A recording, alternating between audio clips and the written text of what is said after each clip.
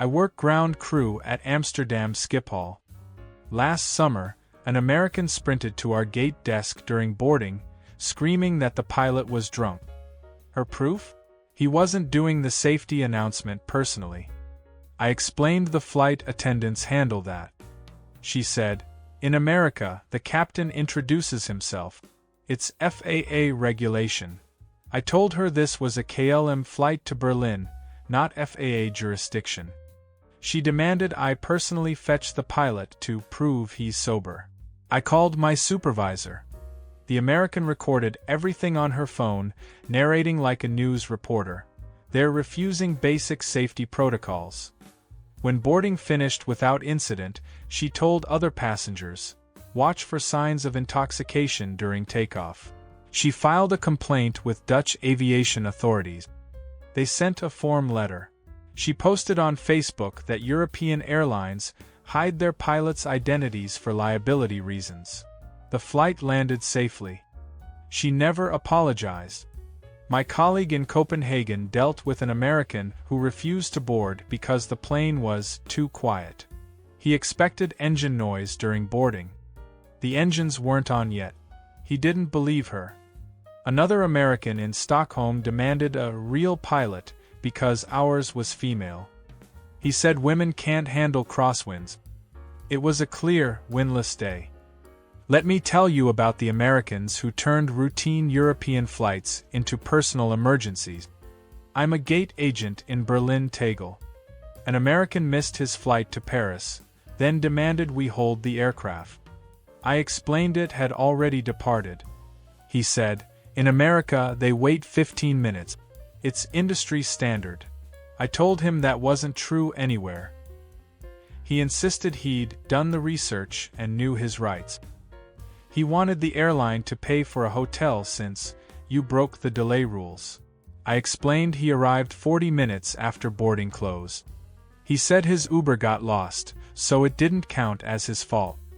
When I offered to book him on the next flight at his expense, he asked for my manager. My manager repeated everything I'd said. He demanded compensation in writing. We provided documentation showing he missed check-in, security, and boarding. He claimed the timestamps were falsified. He threatened to sue the entire Berlin airport system. He left, then returned an hour later asking about the next flight. He paid full price. Before boarding, he asked if this plane would actually wait for everyone this time. I said boarding closes 30 minutes before departure. He said, "That's impossible. How would anyone make their flight?" He'd been flying internationally for 20 years. I worked check-in at Rome Fiumicino. An American arrived for her flight to Athens with a suitcase so large it barely fit through the door. I weighed it, 38 kilograms. The limit was 23. She said, "I always pack this way. Nobody's ever complained." I explained European carriers enforce weight limits strictly. She insisted her bag was normal-sized for international travel. I offered to check if she could pay the overage fee. She said, "I'm not paying extra for following the rules." I clarified that she was exceeding the rules. She claimed American Airlines let her bring this bag free. I said this wasn't America. She demanded to speak with someone who understands international aviation law. My supervisor arrived. The American insisted her travel agent said one free checked bag.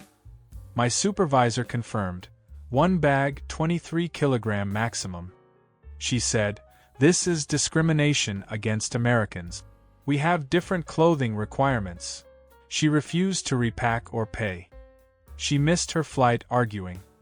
She later complained on Twitter that European airlines scam tourists with fake weight limits. She included photos of her bag. Other travelers replied with airline policies. She blocked them all. She eventually paid for a new ticket and the overweight baggage fee. She asked if the scale was calibrated correctly. It was. I'm a flight attendant on a budget carrier between Brussels and Barcelona. During boarding, an American asked where his seat assignment was. I explained this airline doesn't assign seats, it's open seating. He said, "That's illegal. The FAA requires assigned seating." I told him we're a European carrier under ENSA regulations. He insisted he specifically paid for a window seat when booking. I pulled up his reservation. It showed one ticket, no seat selection option. He claimed the website glitched and deleted his selection. When I explained this airline never offered assigned seats, he said, "Then how does anyone know where to sit?" I gestured at passengers choosing seats freely. He said, "This is chaos. What if someone takes my spot?" I suggested he choose any available seat.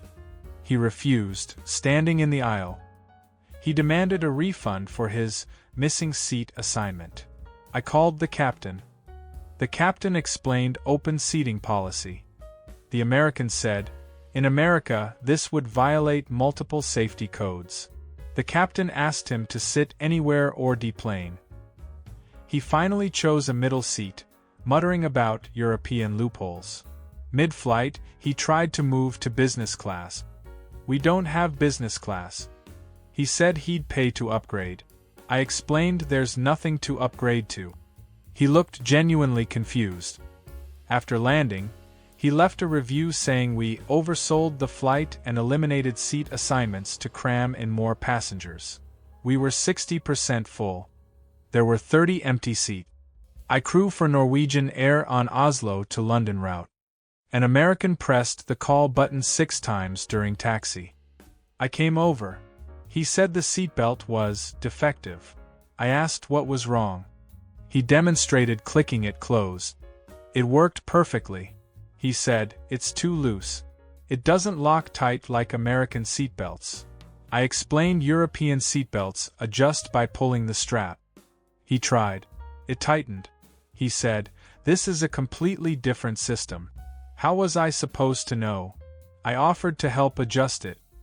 He waved me off, now fiddling with the buckle. He pressed the button again 5 minutes later. The seatbelt had loosened. I explained he needed to keep pulling it tight. He said, "American seatbelts stay tight. This is a safety hazard." I assured him it met all regulations. He asked which regulations specifically. I said ENSA standard. He wrote that down. During takeoff, he gripped his seatbelt with both hands, physically holding it tight. After we reached cruising altitude, he flagged me down. He wanted to file a formal complaint about the seatbelt design. I provided a comment card. He wrote 3 paragraphs.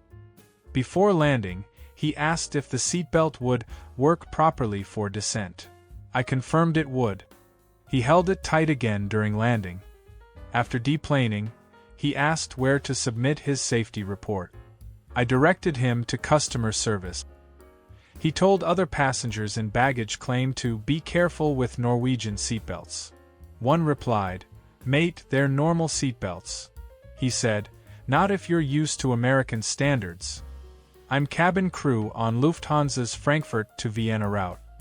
An American asked why we weren't serving complimentary drink. I explained this was a 50-minute flight, we only sell snacks and beverages. He said, "In America, you always get free drinks." I told him many American carriers also charge on short flights. He insisted he'd never paid for a drink domestically. I offered the buy on board menu. He said, "This is ridiculous. I paid for this ticket." I explained the ticket covered transportation only. He asked what the price included then. I said the seat and luggage allowance. He seemed stunned. He said, "So you're telling me I paid €200 just to sit in a chair?" I confirmed that was how budget fares work. He said this was technically fraud because the website didn't explicitly clarify drinks cost extra.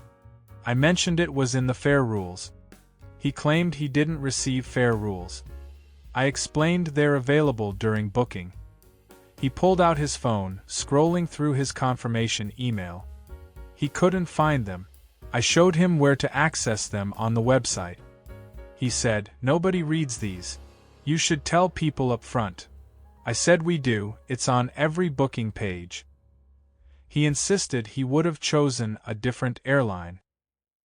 He asked if he could get a courtesy water since he didn't bring cash. I said we accept cards.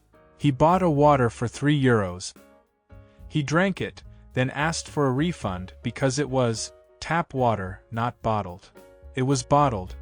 He claimed the seal was broken. It wasn't. He photographed the bottle and said he'd contest the charge. He didn't. I work as a flight attendant on Air France's Paris to Madrid flight. During meal service, an American ordered the chicken. I brought it. He stared at it, then called me back. He said, "This isn't cooked." I looked. It was fully cooked, just not American-style grilled. It was braised chicken in sauce. He said, "It's pink in the middle." I explained it was the lighting and the sauce. He insisted it was raw. I offered to heat it more. He said, "No, I want a different meal." I offered the vegetarian pasta. He said he didn't eat pasta. I explained those were the only two options. He asked for a sandwich. We don't carry sandwiches. He said, "What kind of airline doesn't have backup food?" I offered snacks from the buy-on-board menu. He refused to pay. He said the meal was included in my ticket price, so he deserved an edible replacement. I brought the pasta anyway. He ate it, then complained it was too oily. He asked if we had American-style chicken. I said no. He wanted to know why not. I explained we're a French airline with European catering. He said, "You fly to America. You should accommodate American passengers." I said we serve French cuisine on all routes. He called it discriminatory catering. After landing, he demanded a partial refund for the inedible meal.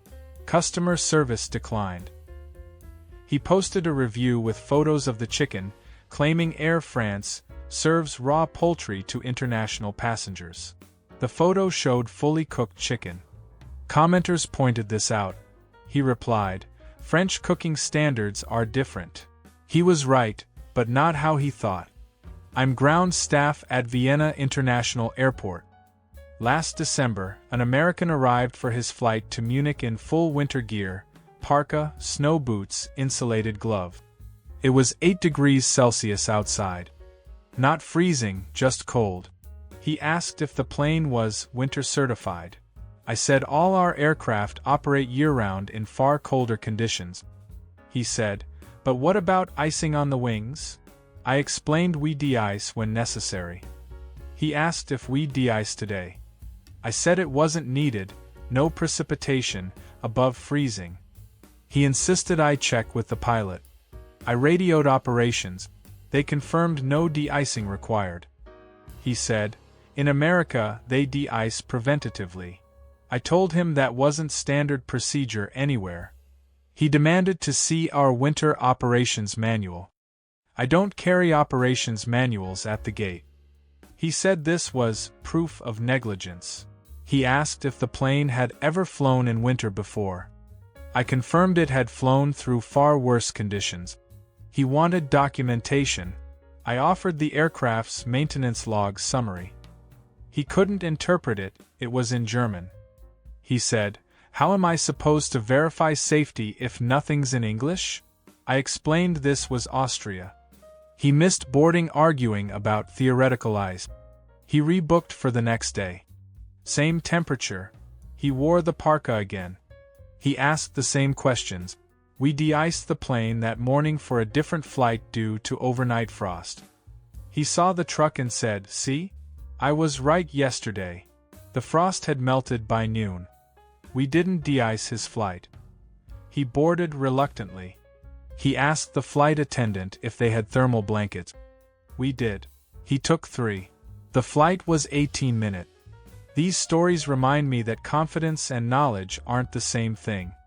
The Americans in these stories weren't malicious, they genuinely believed they were protecting themselves from substandard safety or service. They'd simply never considered that their normal might not be universal. Stay tuned for more stories about travelers who learned the hard way that the way we do it isn't always the only way to do it. Next time, Americans who got offended by European customer service, or the lack thereof.